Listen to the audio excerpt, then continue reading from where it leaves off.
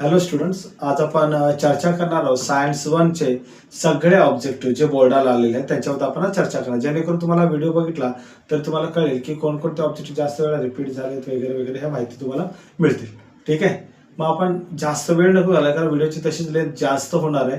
मग आपण काय करूया, प्रत्येक रिकाम्या जागा आपण किंवा जे काही ऑब्जेक्टिव्ह असते 1-1 मार्काचा क्वेश्चन आपण काय करूया ते चर्चा करणार आहोत. चला मग स्टार्ट करूया. पहिलेच आपण स्टार्ट करतोय. बघा, तुम्हाला ह्यातले काय काय ऑब्जेक्टिव्ह येतात तुम्ही पण सांगू शकता माझ्याबरोबर. काही उत्तर तुम्हाला येत असतील तर बोलू शकता. ठीक आहे, चला मग स्टार्ट करूया का आपण. चला, पहिल्याच पेपर मध्ये बघूया आपण काय सांगितलंय. अल्कलाइन अर्थ मेटल्स, बघा काय वर्ड यूज केला बघा आम्ही. Alkaline earth metals have valency 2. This means that their position in the modern periodic table. आता अल्कलाइन अर्थ मेटल आहेत आणि ज्यांचं व्हॅलेन्सी नेहमी काय येते 2 येते. मग असे मॉडर्न पिरियोडिक टेबल मध्ये कुठे येतात, त्याचा आन्सर येतो ग्रुप 2 मध्ये येतात. कशामध्ये येतात? ग्रुप 2. आता ग्रुप 2 म्हणजे माहिती असेल तुम्हाला, वर्टिकल कॉलम असतात. असे टोटल 18 ग्रुप्स आहेत. मग त्या 18 ग्रुप मध्ये दुसऱ्या ग्रुप मध्ये कोण येतं? Alkaline earth metal. सेकंड बघा, the reaction in which ions, the reaction in which ions in the reactant are exchange. Reactant मध्ये काय होतं? आयन एक्सचेंज होतात आणि टू फॉर्म अ प्रेसिपिटेट. मग त्या प्रेसिपिटेट जर फॉर्म होतं आणि आयन एक्सचेंज होता रिएक्टंट मध्ये तर त्याला आपण बोलतो डबल डिस्प्लेसमेंट रिएक्शन. काय उत्तर येण्याचं? Double displacement. थर्ड बघा, dash is use to make a solenoid type of coil in the electric bulb. आता तुम्हाला पण माहिती असं घरामध्ये इलेक्ट्रिक बल्ब जो असतो, एलईडी बल्ब नाही बोलत आहे, तो येलो वाला काचेचा बल्ब असतो तो. त्या काचेच्या बल्ब मध्ये जी सोलेनाइड टाइप ऑफ कॉइल बनवायची असते, आपण कोणता धातू वापरतो तो लक्षात ठेवा, टंगस्टन. कोणता यूज करतो? Tungsten metal. ठीक आहे. फोर्थ बघा, light changes in direction when going from one transparent medium to another transparent medium. म्हणजे बघा, कुठली लाईट जेव्हा एका ट्रान्सपरंट मीडियम मधून दुसऱ्या ट्रान्सपरंट मीडियम मध्ये जाते तर त्याला आपण काय म्हणतो? काय आठवतं का तुम्हाला? बघा त्याच्याबद्दल. ठीक आहे, तर त्याचं उत्तर येतं रिफ्रॅक्शन. काय बोलतो आपण? Refraction of light. ठीक आहे, म्हणजे एक्झाम्पल घ्या, एअर मधून वॉटर मध्ये लाईट ट्रान्सफर होते, तर एअर पण ट्रान्सपरंट मीडियम आहे आणि वॉटर सुद्धा ट्रान्सपरंट मीडियम आहे. किंवा ग्लास मधून एअर मध्ये ट्रान्सफर होतं, ग्लास सुद्धा काय झाला? ट्रान्सपरंट मीडियम आहे आणि एअर सुद्धा काय झाला? ट्रान्सपरंट मीडियम आहे. आता क्लिअर झालं.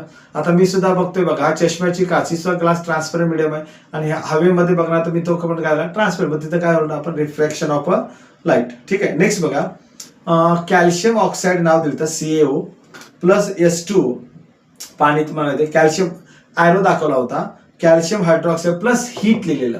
आता तुम्हाला कळालंच असेल की पुढे हीट आलंय, प्रोडक्ट मध्ये हीट आहे. कुठे हीट आहे? प्रोडक्ट मध्ये.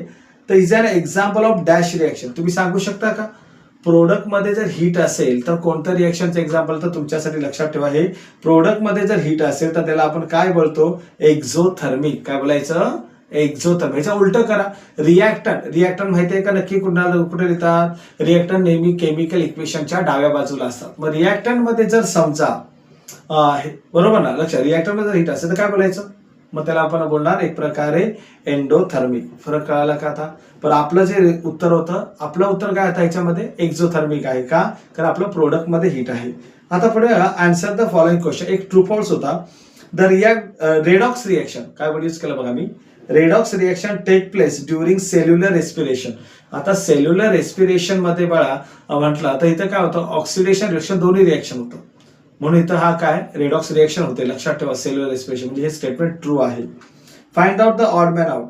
इथं ऑड मॅन आउट बघायचं आहे. लाऊड स्पीकर आहे, मायक्रोफोन आहे, इलेक्ट्रिक मोटर आहे आणि मॅग्नेट आहे.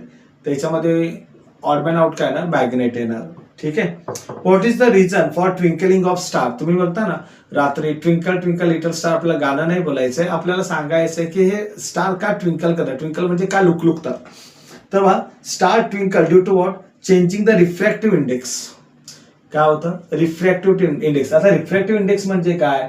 तुम्हाला पण माहिती असेल, ऍटमॉस्फिअर आहे आपल्या सराउंडिंग मध्ये, त्या ऍटमॉस्फिअरची डेन्सिटी असेल, टेम्परेचर असेल, हे नेहमी काय होतं? सतत चेंज होत राहतं. त्यामुळे काय होतं? रिफ्रॅक्टिव्ह इंडेक्स पण काय होतो? चेंज होतो. त्यामुळे आपल्याला स्टार्स काय होतात? ट्विंकलिंग होताना दिसतात. नंतर त्यांनी आपल्याला प्रश्न विचारला होता, मॅच द कॉलम म्हणजे मॅच द पेअरचा. बघा, सिंपल मायक्रोस्कोप लिहिलेलं. ऑप्शन मध्ये 3 होते. Use to observe minute object, use to see distant म्हणजे दूरचे ऑब्जेक्ट, आणि यूज टू वॉच रिपेअर, आणि घड्याळवाले माहिती आहे ना, घड्याळ दुसऱ्या तसे. ह्याचं आपलं उत्तर सांगितलं होतं. तर तुम्हाला माहिती आहे का सिंपल मायक्रोस्कोप? सिंपल बोललो मी. कंपाऊंड मायक्रोस्कोप नाही यूज केला. ठीक आहे. सिंपल मायक्रोस्कोपचं उत्तर काय येणार तर वॉच रिपेअरसाठी यूज केला जातो. माहिती आहे ना घड्याळवाले. ठीक आहे. पुढे बघा. Name the behaviour of water. बघा बरं एकदा वर्ड आहे का. Name the behaviour of water between its temperature from 0 degree Celsius to 4 degree Celsius. म्हणजे वॉटरचं आपल्याला बिहेवियर सांगाय. त्याचं उत्तर होतं anomalous behaviour of water. Anomalous behaviour of water. हा पण एक IMP क्वेश्चन आहे.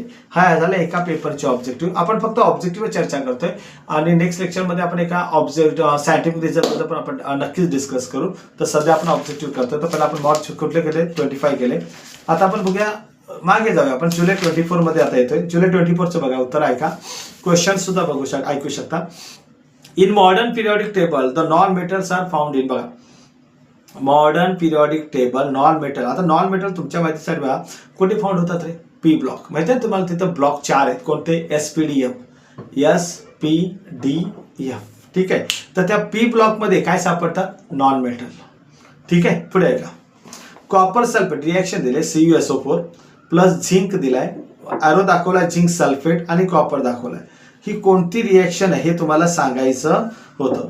तर याचं उत्तर होतं displacement reaction. Copper sulphate zinc. बघा इथं काय झालंय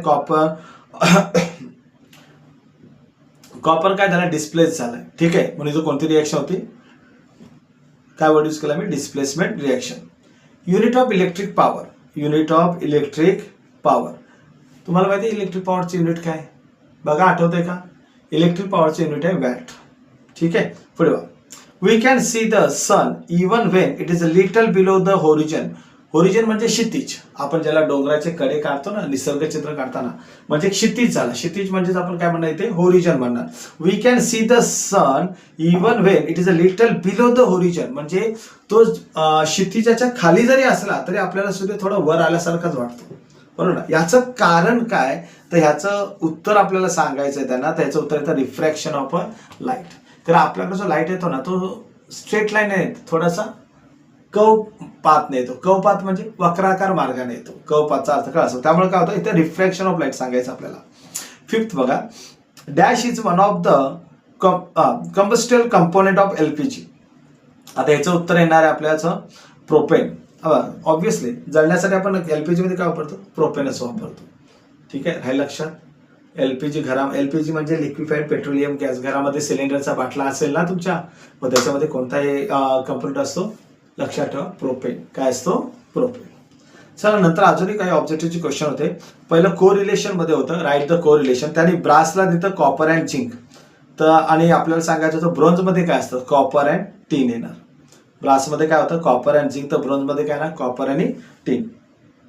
right true or false. Benzene is an aromatic compound. Benzene बघायला गेलं तर बघा हे एरोमेटिक म्हणजे काय सुगंध येणारे म्हणजे वेगळे परफ्यूम वगैरे बनवण्यासाठी यूज केलं म्हटलं तरी चालेल. Benzene is an aromatic compound. तर यस ट्रू आहे. पुढे बघ. Find the odd man out. Myopia presbyopia. एक प्रकारे इथं दिलेले आहे बघा वेगवेगळे शब्द ओळखायचे. मायोपिया झाला प्रेस बायोपिया झाला हायपरमेट्रोपिया झाला रेटिना. आता हे जर बघितलं ना मायोपिया प्रेस बायोपिया हायपरमेट्रोपिया हे तुम्हाला माहिती असेल नियर साइडने फार साइडनेस पर ते आहे की नाही. मग हे सगळे कसे डोळ्याच्या आधार पण रेटिना हा नाही. रेटिना हे डोळ्याच्या पडद्याचं नाव होतं. मग त्यामुळे आपल्याला काय करायचं रेटिना हा शब्द वेगळा काढायचा आहे. नेक्स्ट क्वेश्चन काय बघा. What is the angle of refraction. What is the angle of refraction Wien the angle of incidence is 0. आता अँगल ऑफ इन्सिडन्स 0 असेल तर अँगल ऑफ रिफ्रॅक्शन पण 0च असणार आहे. ठीक आहे. नेक्स्ट बघा. Name the 2 appliances which work on the principle of magnetic effect of a electric current. Electric करंटच्या मॅग्नेटिक इफेक्ट वरती चालणारे काही आपल्याला 2 अप्लायन्स सांगायचे. तर त्याच्यामध्ये येतात इलेक्ट्रिक मोटर. घरामध्ये पाणी भरण्यासाठी काय काय वापरत असेल एखाद्या वेळेस म्हणा. इलेक्ट्रिक फॅन आहे ना. हे सर्व आले कशामध्ये कोणत्या बेसिसवर आले magnetic effect on electric current. ठीक आहे. हे झालं जुलै 24चं. नेक्स्ट आपण पुढे पण अजून चर्चा करू. काही इंपॉर्टंट क्वेश्चनसाठी पण डिस्कस करू. पण तुमचे कमेंट्स आले पाहिजे त्याबद्दल. त्याशिवाय आपण काही व्हिडिओ एक्स्ट्रा बनवू शकत नाही. ठीक आहे. मार्च 24 बघा. SI unit of heat. आपल्याला काय सांगायचं आहे लक्ष द्या. SI unit of heat. तर ह्याचं उत्तर येतं बघा SI युनिट हीट काय ना जूल. पुढे बघा. We can see the sun even when it's little below the horizon. बघा हा तर मला वाटतं रिपीटच झालाय. जर क्षितिजाच्या खाली जर सूर्य असेल तर आपल्याला तो अगोदर दिसतो. याचं कारण काय, त्याचं कारण होतं रिफ्रॅक्शन ऑफ लाईट. मगाशी पण मीच माझा क मार्गाने येतो, ठीक आहे ना. Dash is the functional group of a carboxylic acid. आता कार्बोक्सिलिक ऍसिड म्हटलं तर काय तर COOH. तुम्हाला माहिती आहे फंक्शनल ग्रुप चॅप्टर नंबर 9 मध्ये आहे, तुम्ही बघू शकता COOH. ओके, ठीक आहे. In simple microscope dash lens is use. आता सिंपल मायक्रोस्कोप मध्ये कोणते लेन्स वापरतात हे आपल्याला सांगायचं आहे. त्याचं उत्तर येतं कॉन्व्हेक्स लेन्स. कोणता लेन्स आहे? कॉन्व्हेक्स. फिफ्थ वाला बघा, इन डॅश प्रोसेसेस, ऐका उत्तर, in dash processes a layer of molten tin is deposited on a metal. आता टिन वापरलाय, टिन वरती समजायचं मोल्टन टिनचा वापरलाय ना, बट टिनिंग काय बोलायचं याला? टिनिंग. ठीक आहे, राय लक्षात. Write the name of the atom having the smallest size. वडी काय यूज केला मी? Write the name of the atom having the smallest size. Smallest साईजचा ॲटम म्हटलं तर काय बोलायचं? हेलियम. हा, तुम्ही हायड्रोजन लिहिलं तरी तुम्हाला मार्क मिळणार, टेन्शन नका घेऊ. पण सध्या आपल्याला हेलियमच लिहायचं आहे उत्तरासाठी. ठीक आहे, राईट. तर कारण ह्याच्यावरती खूप वाद झालते. दोन्ही उत्तर जे काही मुलांनी हायड्रोजन पण लिहिलं तर हेलियम, दोघांना पण मार्क बरोबर दिले होते बोर्डाने तेव्हा. ठीक आहे. Write the molecular formula of calcium carbonate. Carbonate म्हटलं की CO3 काय पाहिजे? काय पाहिजे? CO3. आणि कॅल्शियम तर तुम्हाला माहिती आहे Ca, म्हणजे काय झाला molecular formula? CaCO3. Write the use of कॅलरीमीटर. कॅलरीमीटर बघूया आपण, हीट माहिती असते चॅप्टर त्याच्यामधलाच आहे वाटतं बघा. Calorimeter use to what? Measure specific heat of an object. काय उत्तर सांगायचं? कॅलरीमीटरचा यूज काय? To measure what? Specific heat of the object. Next one, identify the hydrocarbon from the given electron dot structure. Electron dot structure तुम्हाला सांगतो, मध्ये 2 C होते, म्हणजे कार्बनचे 2 एलिमेंट होते, बाकी सगळ्या बाजूने हायड्रोजन होते. म्हणजे तुम्हाला आयडिया कळाली असेल. ठीक आहे ना. तर काय असेल तुम्ही सांगू शकता का तुम्ही कुठलं उत्तर आहे? तर लक्षात ठेवा, कार्बनचे 2 अणू होते आणि हायड्रोजनचे सगळ्या बाजूने म्हटल्यावर येणार वरती 2 खालती 2 आणि लेफ्ट राईटला पण 1 1 म्हणजे 6 झाले. म्हणजे 2 आणि 6 म्हणजेच काय झालं? इथेन. माहिती असेल ना, मिथे इथे. ठीक आहे, बर. इथेन काय बोलायचं? इथेन. E पाहिजे शेवटला. इथेन का? कारण तो सिंगल बॉन्ड आहे. पुढे बघा, match the column.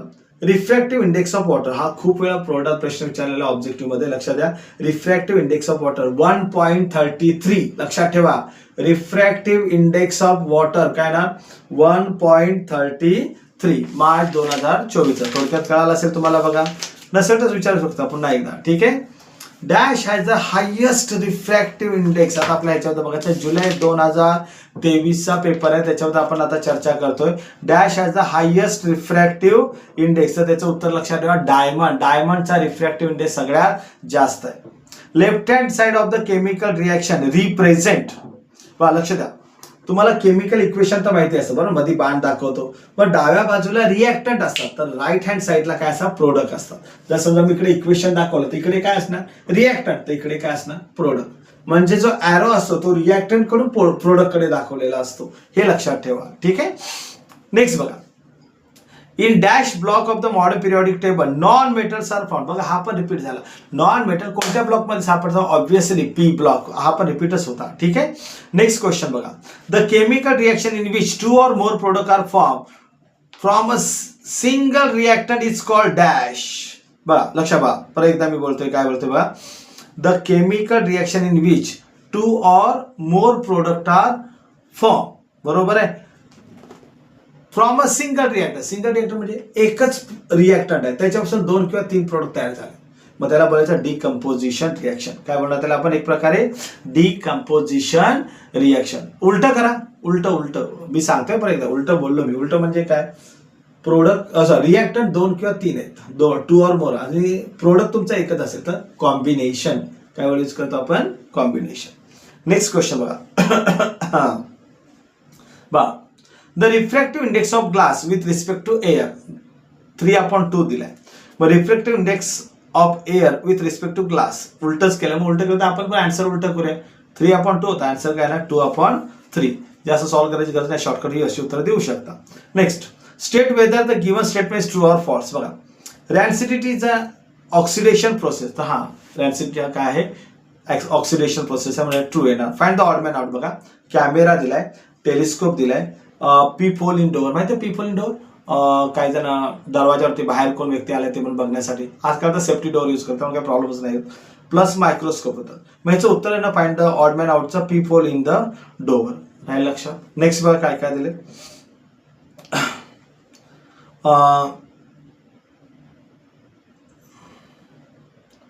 Find the correlation. Resistance unit आहे ओहम दिलाय बघा. रेसिस्टन्सचा युनिट काय ओहम. मग तुम्हाला माहिती आहे का पोटेन्शियल डिफरन्सचा युनिट काय, तर ऑब्विसली व्होल्ट. अजून पण सांगतो करंटचा युनिट काय ampere.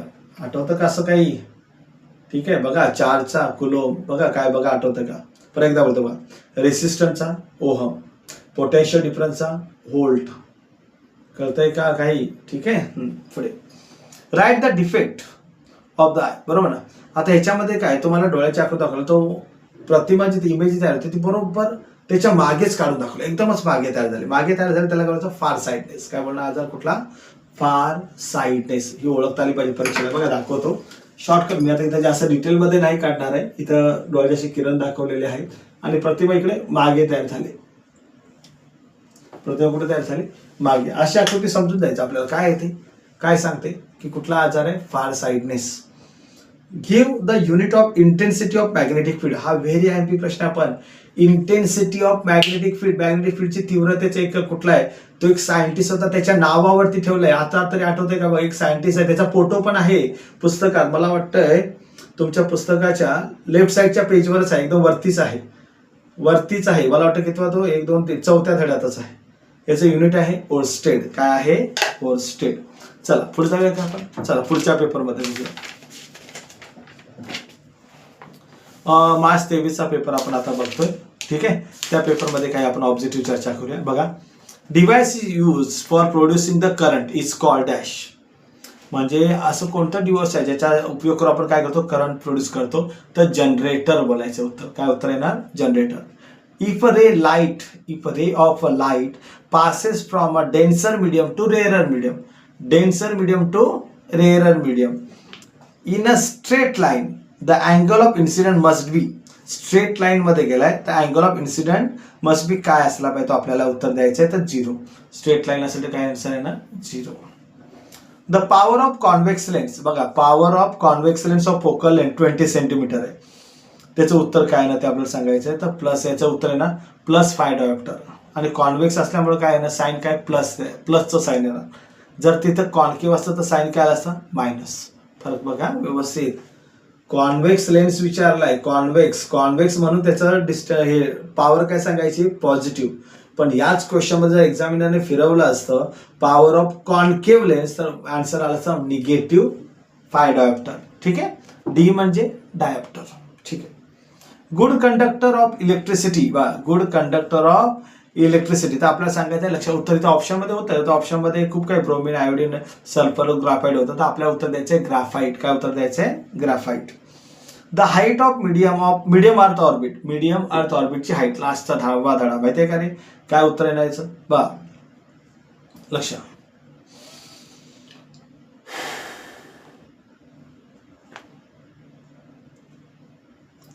The height of medium Earth orbit of the surface of the earth is what 25,000 kilometre पर्यंत येते. किती येते 25,000 किलोमीटर. मला वाटतं काय 35,000 काय ते समथिंग असेल त्याच्यावर असेल तर हाय अर्थ ऑर्बिट येतं. ठीक आहे. Find the odd man out. परत एकदा बघा हा रिपीट झालाय. Loud speaker, microphone, electric motor आणि काय मॅग्नेट. तर ऑड मॅन आउट काय ना मॅग्नेट. कम्प्लीट द कोरिलेशन सांगितलंय. कॉपर आयोडीन दिला CuI2 दिला बघा. नंतर त्याचा रंग दिला ब्राऊन. मग सिल्वर क्लोराईड दिलाय AgCl. त्याचा रंग सांगायचा आहे. सिल्वर क्लोराईड म्हटलं की कलर सांगायचा व्हाईट. नंतर मॅच द पेअर द्यायचं. मॅच द पेअर मध्ये काय दिलाय एअरचा रिफ्रॅक्टिव्ह इंडेक्स. एअरचा लक्षात द्या. मगाशी कुठला होता वॉटरचा 1.33. आता कुठला विचारलाय एअर. तर याचं उत्तर येतं 1.0. एकदा 0, दुसऱ्यांदा 0, तिसऱ्यांदा 0 आणि नंतर 3 लिहायचं आहे. 1.0003. राहील लक्षात. हे कुणाचं उत्तर आहे एअरचा रिफ्रॅक्टिव्ह इंडेक्स. ठीक आहे. State the true or false. Wavelength of a red light is close to 700 nanometre. NM म्हणजे काय नॅनोमीटर. तुम्हाला म्हणजे visible light 400 nanometre to 800 nanometre. मग त्यामध्ये रेड कलरची वेवलेंथ जरा जास्त असते. किती? 700 nanometre. Write the name of the small satellite made by a group of a student from COEP college of engineering Pune sent to the space through the ISRO in 2016. म्हणजे एका कॉलेजच्या ग्रुपने बनवलेलं एक सॅटेलाइट होतं, छोटं सॅटेलाइट होतं. ठीक आहे. आणि त्याच्यावर माहिती, त्याचं वजन पण काहीतरी 1 किलोच्या आसपास होतं. मला वाटतं ते 10व्या धड्यातच. आणि राईट साईडच्या पेजवरती वरती पिंक कलरच्या बॉक्समध्ये लिहिलेलं असेल, बघा पाहिजे तर. त्याचं नाव होतं सोयम. काय नाव होतं? सोयम. हा झाला मार्च 2023चा. पण नंतर आपण जुलै 22 बद्दल काही चर्चा करूया. ठीक आहे. The formula of escape velocity काय सांगायचं आपल्याला बघा. Formula of escape velocity. तर त्याचं उत्तर येतं एस्केप व्हेलॉसिटी बघा 2gm अपॉन r. हे उत्तर आहे त्याचं. ठीक आहे. 2gm upon escape. अजून एक आहे, जर समजा आपण कुठली तरी वस्तू वर फेकली आणि ती आपल्याकडे परत नाही आली पाहिजे, ती स्पेसमध्येच गेली पाहिजे, तर आपल्याला त्याचा स्पीड किती पाहिजे? 11.2 किलोमीटर पर सेकंड. म्हणजे काय समजतं का? आपण जर कुठली वस्तू 11.2 किलोमीटर पर सेकंड, म्हणजे एका सेकंदाला ते अंतर किती पार करते?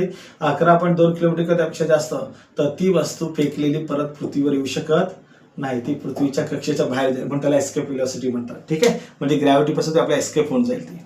नेक्स्ट बघा. Prevent rusting a layer of dash metal is apply on iron sheet.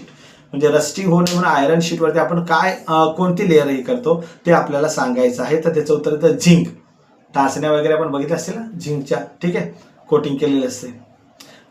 Carbonate ores बघाय का. Carbonate ore are strongly heated in a limited supply of air to transform them into oxide. This process is called dash.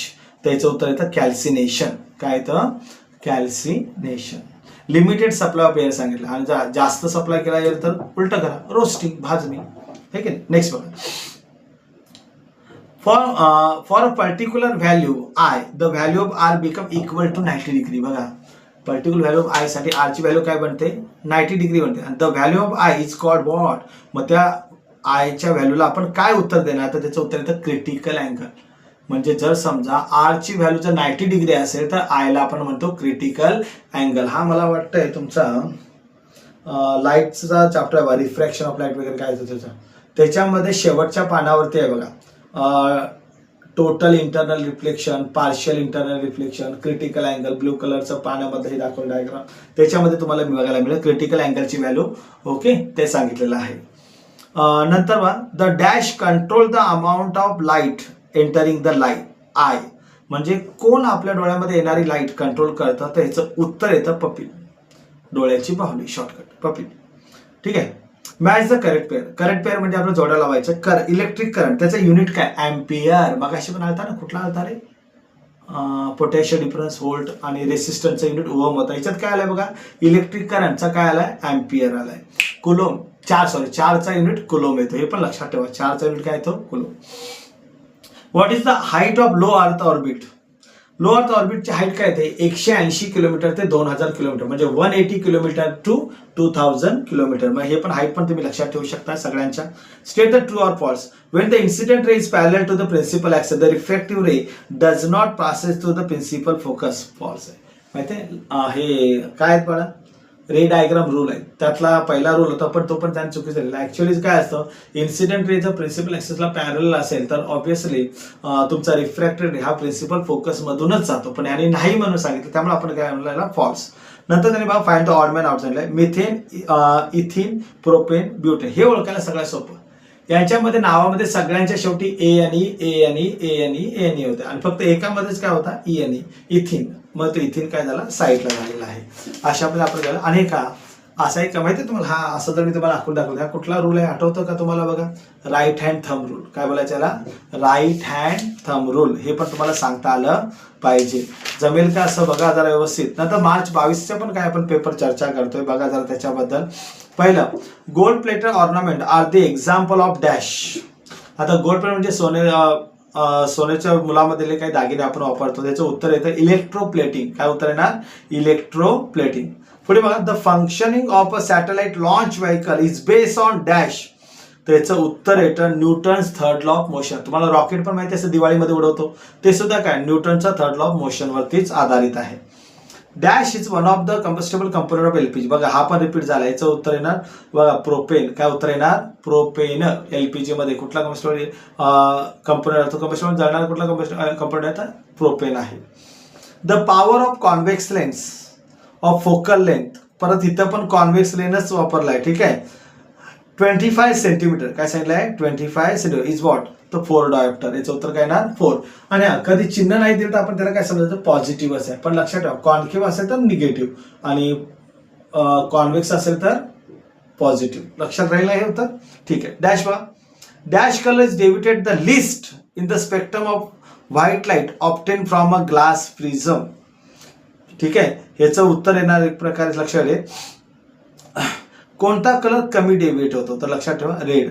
Red हा colour कमी deviation होतो. ठीक आहे. कधी जो आपण माहिती तो आपण एक ट्रायंगल होता प्रिझमचा, त्याला आपण काय म्हणतो? Dispersion of light. माहिती आहे ना? Dispersion of light. ठीक आहे. त्याच्यातला separation of its component colour आठवतं का बा? Dispersion light. नंतर find the odd man out. INSAT, GSAT, IRS, PSLV. त्याचं उत्तर येतं PSLV हा वेगळा शब्द आहे.